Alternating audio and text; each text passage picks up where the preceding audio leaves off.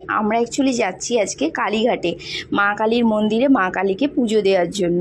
আমরা এখন কালীঘাটে পৌঁছে গেছি আর আমার ছেলে ঘুমিয়ে পড়েছে। আমরা এখন কারটাকে পার্ক করে দিয়ে মায়ের মন্দিরের উদ্দেশ্যে হাঁটা পথেই যাচ্ছি। আর এখানে এসে জাস্ট অবাক হয়ে গেছি আমি, বিকজ এখানে সমস্ত কিছুটা চেঞ্জ হয়ে গেছে।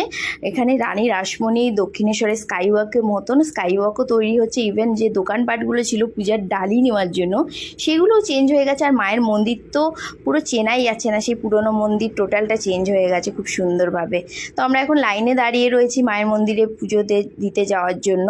এখানে কিন্তু আমার ছেলে উঠে পড়েছে ঘুম থেকে, বাট আমার ছেলে কিন্তু এদিক থেকে খুবই লক্ষ্মী, ও কিন্তু কোনো রকম কোনো অসুবিধা করেনি। ও মায়ের মন্দিরে গিয়ে ভেতরে গিয়ে চুপচাপই ছিল, ভালোভাবে আমরা সেই কারণে পুজো দিতে পেরেছি। আর এখানে আমাদের পুজো দেওয়া হয়ে গেছে, আমরা এখন ডমিনোসে এসে একটুখানি খাওয়া দাওয়া করলাম। আর আমার ছেলে কিন্তু সমানে কন্টিনিউয়াসলি বসতে চাইছিল না, তাই কারণে আমাকে দাঁড়িয়েই খেতে